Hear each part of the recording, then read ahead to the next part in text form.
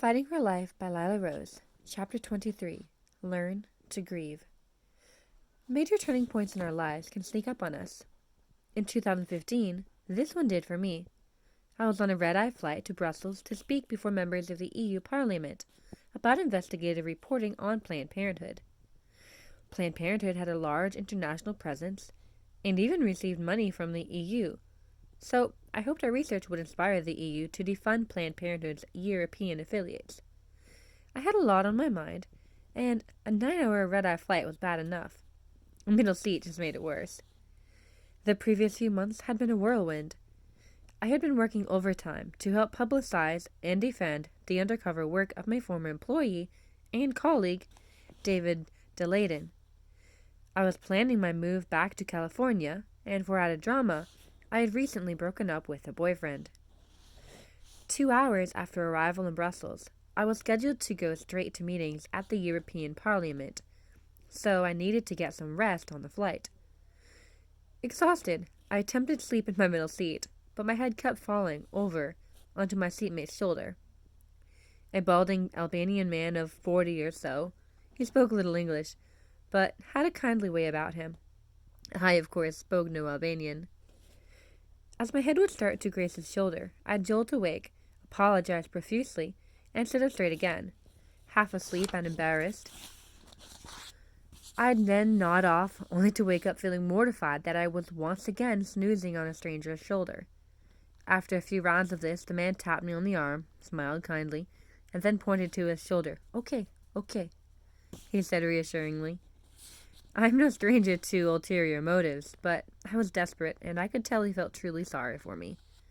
Exhausted, I thanked him, mostly by nodding and smiling back, and then spent the last 3 hours of the flight, awkwardly but gratefully, dozing against the shoulder of a man I scarcely knew. When I arrived in Belgium, I stumbled off the plane with my carry-on suitcase and hunted down a bathroom. Happily, I have always been quick to find one, no matter how foreign the country. Debating for a few moments what to wear, I opted to keep on my boots. It was winter in Brussels, after all, and on a short-sleeved black dress. I washed my face, put in my contacts, applied some makeup, and headed outside to find a taxi. The next day and a half went by quickly, beginning with back-to-back meetings with delegates who were determined to speak out against the abortion industry. They were a small group, but they were passionate about taking a stand. The next morning, I gave a presentation to more delegates and met with my community activists. After a long 48 hours with little sleep, I was exhausted. But I had one more stop to make, a dinner. A close friend of mine knew a couple, Paul and Branca, who helped run Hope Alive, an international organization spearheaded by a psychiatrist from Canada. Hope Alive was devoted to understanding and healing trauma from abortion and other forms of pregnancy loss for parents as well as their surviving children. I learned about the collateral trauma of abortion early in my career as an activist. While still at UCLA, I spoke at a fundraiser event held on behalf of a large pregnancy care center. I shared my experience as an undercover investigator and talked about my own commitment to the pro-life cause and how grateful I was for the sacrifice and dedication of the pregnancy care's supporters. Afterward, dozens of the center's supporters approached me to take pictures with them. It felt strange to be called a hero. It still does. What affected me most, however, was one woman, probably in her 50s, who grasped my hands with tears in her eyes. "Thank you so much for what you do," she whispered. "I had an abortion when I was young, and there isn't a day that goes by when I don't think about my baby." My eyes filled with tears as she struggled to get out the next words. "I wish," she said, choking up. "How I wish there had been someone to stop me, to tell me the truth. Thank you. Keep going. Never give up." I knew there were millions of other women who felt as this woman did, but to see the raw pain still on her face and to feel the loss of her child wounded me to the core. Every abortion kills a child, but every abortion also damages a mother. More painful still, society tells her she has no reason to grieve. It wasn't a baby, after all. It was a choice. Some women bury their pain deeply, even denying it exists, but it manifests itself in other ways, sometimes decades later. Over the years, I have heard from hundreds of women, like the one at that fundraiser. Women who tell me in hushed voices about the loss and guilt they carry, often decades after their abortions. They want to be heard, to be acknowledged in their pain, to be able to share it, but they have so few outlets. Their voices are brave and true and crucial. Hope Alive teaches that healing is possible after abortion. But first, the reality of what that abortion did, how it killed a baby, a precious son or daughter, must be reckoned with. The only way to heal is to allow ourselves to grieve. And the only way to grieve is to allow ourselves to hurt. I have also found that there is a silent grief many fathers feel about their children lost to abortion. Sometimes for them that grief is compounded by shame and deep regret for the role they played in encouraging or paying for that abortion. They desperately need healing too. Were it not for the good work Paul and Bronca did with post-abortive healing, I might have backed out of the visit. It was cold outside and already dark. Coming off a red-eye flight and 2 days full of meetings and presentations, I was eager to go back to my hotel and crash. After a few more appointments the next day, I would be returning to Washington. Common sense told me to call it a day, but some inner voice told me to keep my meeting with this couple. Paul and Bronca lived in a Brussels suburb. I hailed another taxi and headed over the bumpy cobblestone streets to their apartment. It was a modest home, stacked above a garage, in a neighborhood about 20 minutes from Parliament. Once there, I climbed the stairs and rang the doorbell. The couple, with their 9-year-old son in tow, greeted me warmly.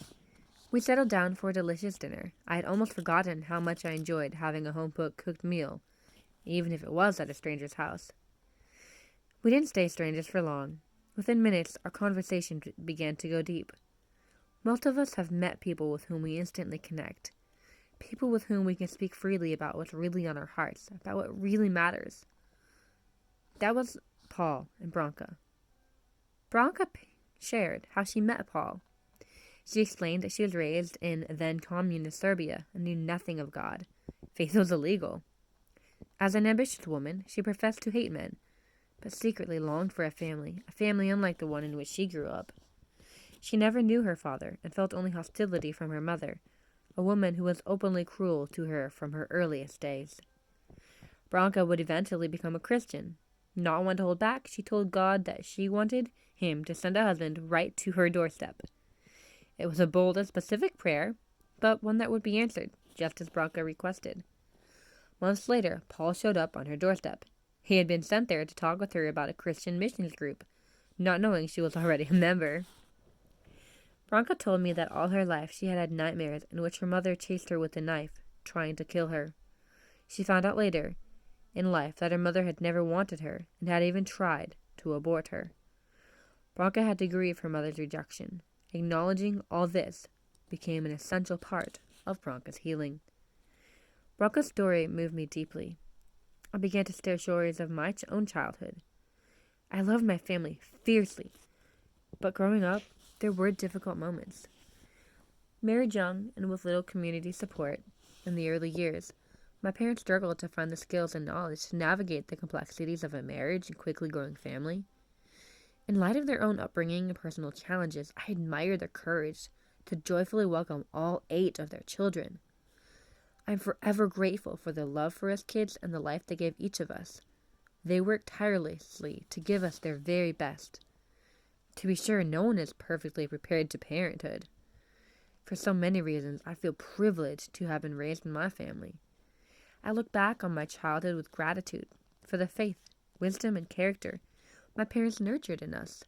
My parents worked hard to have family dinners, to pray together as a family, to give us the best education possible, and the opportunity for endless extracurriculars, including sports, music, speech, and debate. They opened their doors to live action in the earliest days and cheered on my siblings and me in many of our endeavors and interests. They chose to be generous when they could have chosen to take an easier path. But as with any family, there were struggles too. As all children do, I craved my father's attention and affection. I still remember, for instance, the jolt of joy I felt as a 5-year-old when my dad came home one night from work and announced he was going to take me on an ice cream date. But I also remember the painful sense of loss I felt when my dad was absent or angry, and I did not understand why, especially when I was on the cusp of adolescence.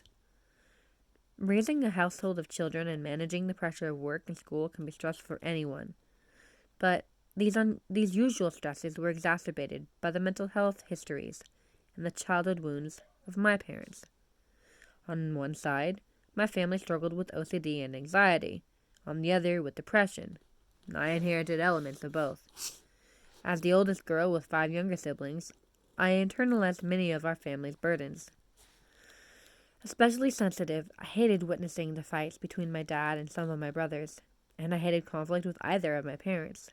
I learned later that my dad's uncontrolled, often unpredictable outbursts largely came from his own struggle with depression, a disorder he hadn't yet gotten help for. I wanted to shield my siblings from the conflict, and as much as I craved attention, affection, I sometimes felt my mom and dad didn't see me. I often felt helpless.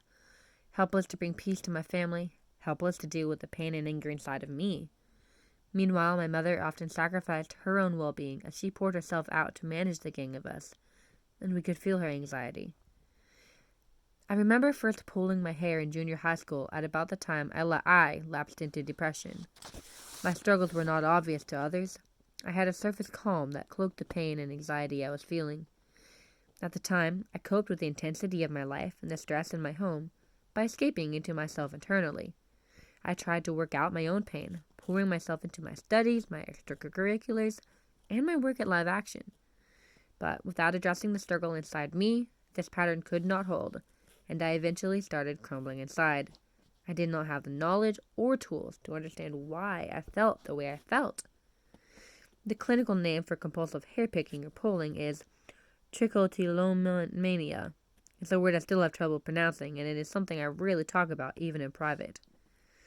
I share it here to remind you that no matter what struggle you might be facing, no matter how shameful it might feel, freedom and health are possible. Trichotillomania is one of several body-focused, repetitive disorders, some more or less severe. Some people pick compulsively at their nails or at their skin. In trichotillomania, some actually pull out their hair, one hair at a time, by their roots. For me, the disorder took the form of relentlessly searching for split ends and pulling them off. While living in D.C., I was lonely and sometimes felt depressed. The high pressure of my work added to the stress, as did being in the public eye. It felt isolating to be a boss while still in my mid-20s, especially since most of my associates were older. The last 2 years had been especially hard. There were days when I just wanted to stay in bed. Other days, I spent picking at my hair. Hesitantly at first, I shared my trichotillomania struggle with Paul and Branca. Up to that point, I had spoken of this disorder only with my counselor. It felt so unusual, and in many ways shameful, that I was reluctant to talk about it even with friends. Branca didn't flinch. She explained that the effects of trauma and stress can be retained in our bodies. These effects manifest themselves in different ways for people who have not dealt with the stress and healed from it. She explained that stress needed to be acknowledged, accepted, understood, and finally released. Her words brought me so much consolation, resonating with me on an instinctual level. I realized as she spoke that I had never considered the need to grieve parts of my childhood. There had been so much good. My parents had worked so hard and had given us so much. Why would I grieve when there was so much good? Because there had been hurt too. I had to look straight at the pain in my past and fully acknowledge it. I had to name the most painful and dysfunctional events, process them, and identify what should have happened. I had to imagine what should have been the healthy and loving alternative to the anger of my father, the fights with my brothers, the stress my mother faced. I had to allow myself to grieve, letting grief take whatever form came naturally to me. Such grief over the hurts and losses during childhood is not ingratitude. On the contrary, it allows us to understand more deeply what we have to be grateful for and to see the larger picture of our parents' struggles while still acknowledging the reality of the pain we've experienced. Tired but filled with hope and comfort, I left Paul and Branca's little home at 1:30 a.m. and headed back to my hotel. My first appointment wasn't until noon the next day, so I knew I could sleep in. Once in my hotel room, I pulled the curtain shut, set an alarm for 11 a.m., and fell into a deep, peaceful sleep. The next day, after 2 more meetings, I boarded my flight back to Washington, D.C. Miraculously, I was upgraded to business class. Better still, I had a whole row to myself, next to a window. In the comfort and privacy of that unexpected space, my grief found its outlet. I wept the whole flight home. I wept over the memories of hurt and isolation and longing. I also wept in thanksgiving for the great mystery of all that it had been my privilege to receive, the precious gift of my parents and my siblings, and with God's grace, the eternity we would spend glorifying Him together with no more tears, only joy. We can bring only as much healing to the world as we allow to take place in our hearts. As we grow, we discover new horizons of celebration and gratitude and new depths of grief. Grieving our past and understanding it so we can accept both the right and the wrong is the only pathway to healing.